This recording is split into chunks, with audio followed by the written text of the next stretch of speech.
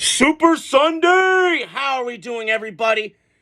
I'm back, couple days out of it, watching games, trying to give my takes on what's going on, but I am officially back. Great weekend of football, a lot of upsets. I mean, the Lions getting shellacked last night. That came out of fucking nowhere. RKO, holy hell. You had the Chiefs beating the Texans, and Texans were complaining about the refs, and yada, yada, yada. A lot of stuff went down last night, but I am back. I'm hoping you guys are doing well today. I'm going to dive into both games, but off the top, I want to say this. This is why the NFL's king.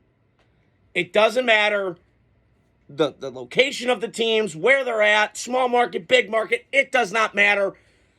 Detroit, Kansas City, let's go. They played last night. So, off the top, Houston in Kansas City last night. They just played Week 16 in that place. I've been there. It was loud. It's chaotic. It's awesome. One of the best venues I've ever been to in my life. Chase Mathis, people that I know that are Chief fans know what I'm talking about. It was fantastic last night. And what I'm watching with the Chiefs, and I'll get to Houston in 1 second, is just remarkable. Okay? I told my dad this. We were driving to Costco yesterday, and we were driving around, and I was at work yesterday a little bit and trying to discuss this and who to compare Mahomes to. And I came up with two guys that off the top of my head I've said. He is a combination of Brett Favre and Tom Brady. Now people say, whoa, Brett Favre threw picks. Whoa. What I mean by that is this. That guy plays with a passion and a fire and just that loves the game. And I feel that when I saw Brett Favre play. Now, Favre was stubborn because he knew he had the best arm in the league.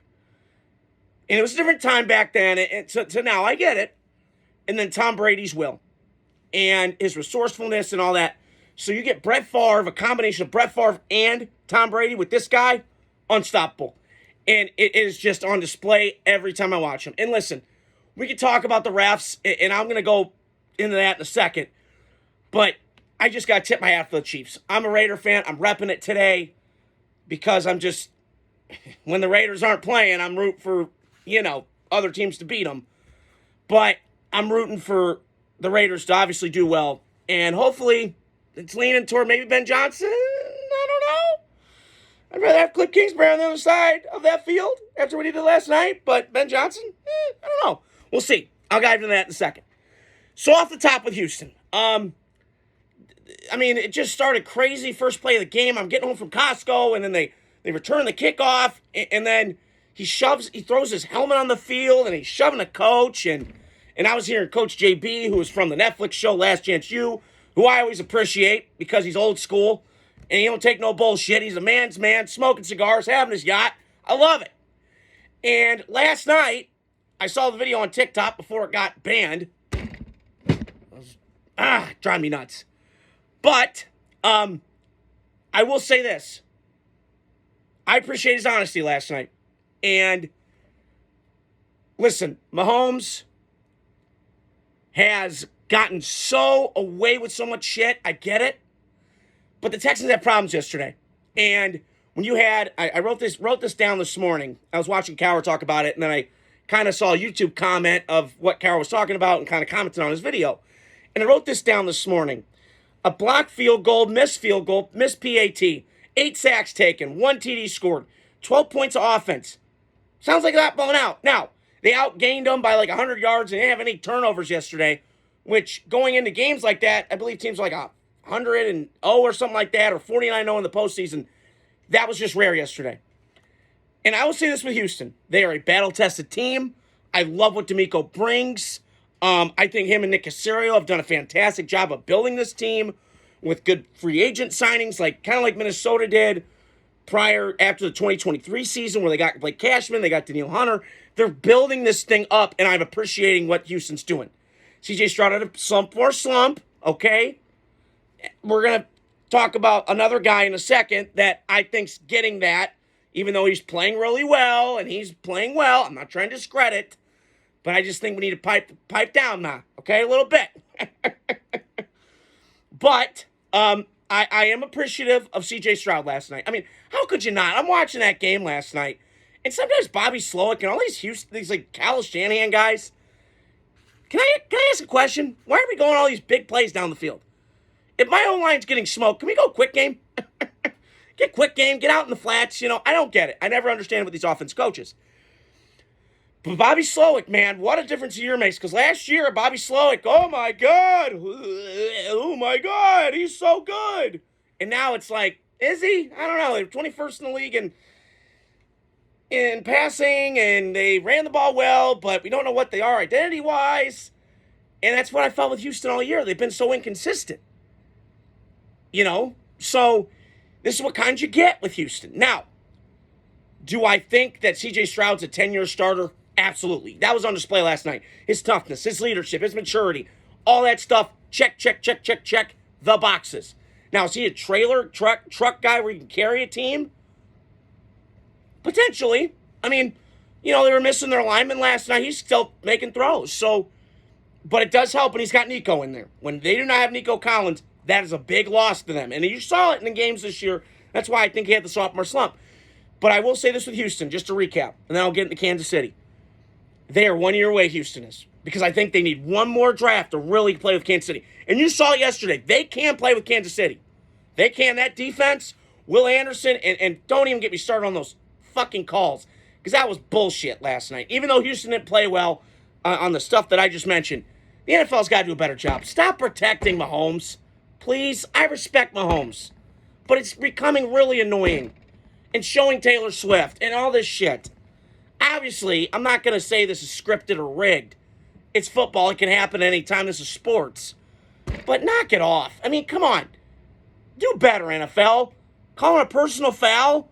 The two guys collided. They ran into each other. It was like the Three Stooges. I mean, what are we doing? That's a penalty?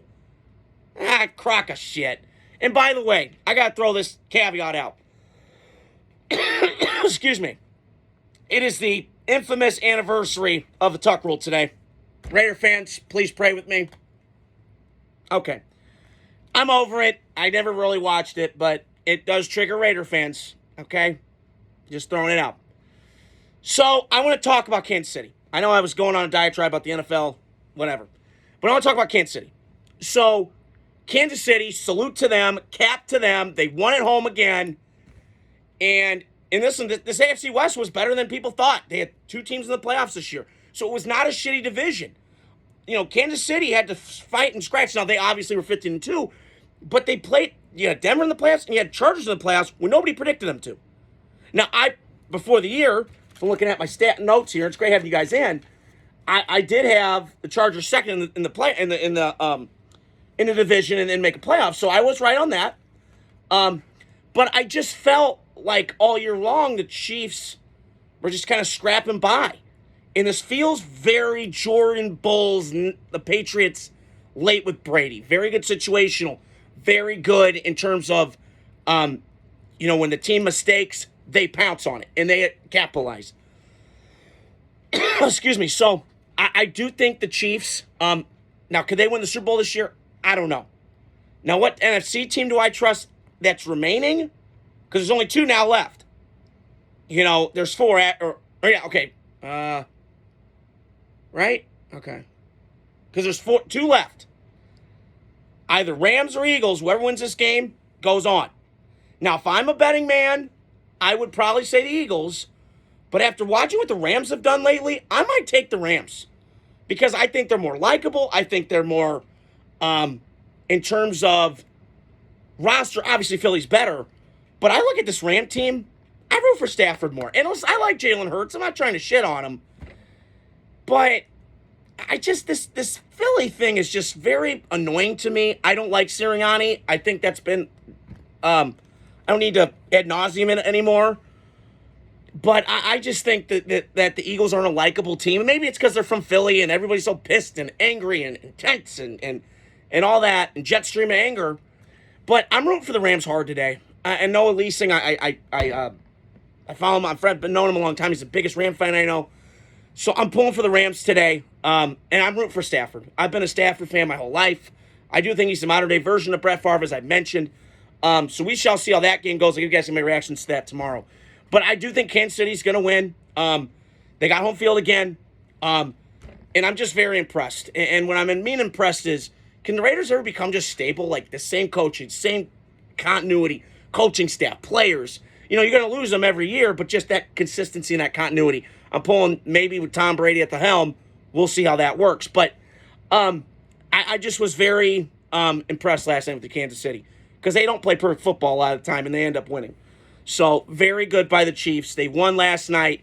Now they just got to cross their fingers who they'd rather play is Baltimore because you can defend Lamar better. And I'll give you guys my post game tomorrow to that game because that game is going to be awesome. It's going to be like Undertaker for Stone Cold SummerSlam 98. It's going to be big, massive. I can't wait for it. Neither can you because I'm going to be hyped, okay? But the Chiefs, to me, they just got to pray and hope that they play the Bills because that's going to be a tougher matchup for them than the Chiefs. Or than the Bills, or the Ravens, excuse me. Get my head all scrambled here. But just to cap that off, Chiefs win. They remind me of the 90s Bulls. Texans got a lot of troubles, but tip of the cap to them. They scrapped, they clawed, even though it was inconsistent this year. 2 years in a row, won the division, got in the playoffs, and won a game. So, the other game I want to touch on, and I know this is a topic I've been hearing all morning. The Lions lost last night to Mike Kesnick, to Derek Solomon. My guys that are Lion fans, what a gut wrench. Because this year, I really bought in, and I still buy into the Lions, man. This was a bad year for the injury bug to happen, and it did happen to the Lions. Excuse me. And when you got a lot of injuries like this, your offense has to play absolutely chef's kiss perfect, okay? And they didn't last night. Goff had 3 turnovers. He had the fumble. He had the 2 picks. And it just was a snowball. And I just feel like the Lions, to me, they're going to be okay. I know Lion fans. I saw some Barstool Detroit people. Same old Lions. I don't know about that. I don't know if it is. Because this is a different Lion team than when you guys grew up in. And you guys should cherish it. Dan Campbell is different. He's big. He's brash. He's got an alpha. He's got a presence. And, listen, is he kind of like Nick Sirianni, where the coordinators mainly were like the reasons for success? That could be a fair argument. I don't think it is. It obviously does help, but we'll see what happens. Does Aaron Glenn leave? If they lost Ben Johnson, I was thinking about this today, I think that's a big loss. But I don't think it's as bad of a loss. If you lost Aaron Glenn, that's a different story. Because what he did against the Vikings, that is just masterclass. With all those guys banged up, with everybody out, and he's doing it with guys off the street, coming in on Wednesday, that to me is impressive. And I don't think you can find another D coordinator like that. Now, next year for the Lions, the good news is you get Aiden Hudson back, you get Carlton Davis back, you get all these guys back, and it's the same team. They're like the Niners right now. They're in this window. Now, they got to close it because they got the NFC Championship game and they lost. And my dad texted me last night, like, we shouldn't have bought the hype. I've fallen victim to that. I drank the Kool-Aid. However, I still think they're a very good football team. And Jared Goff's underrated. He's a very good quarterback. Is he ever going to be Mahomes? No. Lamar? No. Allen? No. But he's a very, very good quarterback when you got the piece around him. And he gave him an O-line in L.A. with McVay. It ended poorly. We got it. Now in Detroit, he's loved, and it's going great. So hang your hand up high, Lions. I know it's a shitty season. Shitty way to end the year. But I may make this argument. These bye weeks for teams, I'm always weary of it because you never know. The rust and the momentum and all that, you never know. So the one thing I will recap on the Lions, they're going to be okay. They're going to be fine. But you got to find offensive coordinator quickly and you got to find defense coordinator quickly because I've been told, and I got this this morning, is that these jobs are going to fill fast. So cross your fingers that both of them stay or if one of them leaves and one of them stays. We don't know, but we'll get into that later on in the week. So I want to touch on the Commanders, and I'm not trying to hate on the Commanders. I know my buddy Connor Hickey from Vincent's that I went to college with. I want to give a shout-out to him. He's loving it this morning, and I would too. Listen, if my Raiders hadn't won a playoff game since 2002 and we won, I'd be hooping and hollering, yippee. I would be happy. And I like Dane Daniels a lot, okay? I do. And I liked him more than Caleb, and I do. But I just feel like we got to pump it a little bit. I saw this movie with Mark Sanchez early on in his career. Got to 2 AFC Championship games, never got back, never made the playoffs with the Jets. Excuse me. I'm looking at RG3 had a great rookie year for the same franchise, and then a shitty fucking ending. And I just, it's hard to stop him. I get it. But I'm looking forward. If whatever happens in the game next week, in the whatever the winner is of Rams-Eagles today, I need to know, from my standpoint, how are they going to play him next year? Because this year, it's hard to defend him. They got all those triple options. You don't know if he's handing the ball off, pulling it, and then throwing off the flat like he did to Ertz last night. You don't know. But this offseason, they're going to study it because I saw it with RG3. I've seen it with all these quarterbacks that kind of run around and stuff. Lamar, same as. So we'll see what happens. But be happy. Excuse me. Be happy with the Commanders because they are playing well, and Dan Quinn's got this D.C. area fired up. It hasn't been fired up like this since Private Parts came out in '97 when Howard Stern was there. It's been lacking, and I get it. For the nation's capital and the Pentagon and all that cool shit going on, it's been dead with sports. I mean, they've just been... Now, Nationals had some run, and the Wizards are just a mess, and hockey team's not bad. But football is pretty big in that D.C. area. I mean, there's a lot of good football, high school football. You obviously are close to Baltimore, that area, and it's just coming down. But you got to be happy this morning. And I got to give tip of the cap to Dan Quinn and that staff and Kingsbury. They're playing phenomenal. But I think rubber's going to meet the road against the Rams or against one of these teams. So just throwing it out. Appreciate you guys listening. Got more content coming out. We got 2 games coming up. Recording this right before the Rams-Eagles game in Philly. It's going to be snowing. I love that. Football weather. Badass. Hell yeah, let's go. And we got the big game tonight. Big matchup. Bills in Ravens in Buffalo. Josh Allen, Lamar Jackson. 2 of the biggest young stars in the game. Excuse me. So stay tuned throughout the week. I got a lot of content coming out. I'll give you guys my reactions to those games tomorrow. Coaching news, all this stuff, and it's my birthday week. So, adios. Have a great day. Stay tuned throughout the week. I got more content coming. Love ya. Have a great one.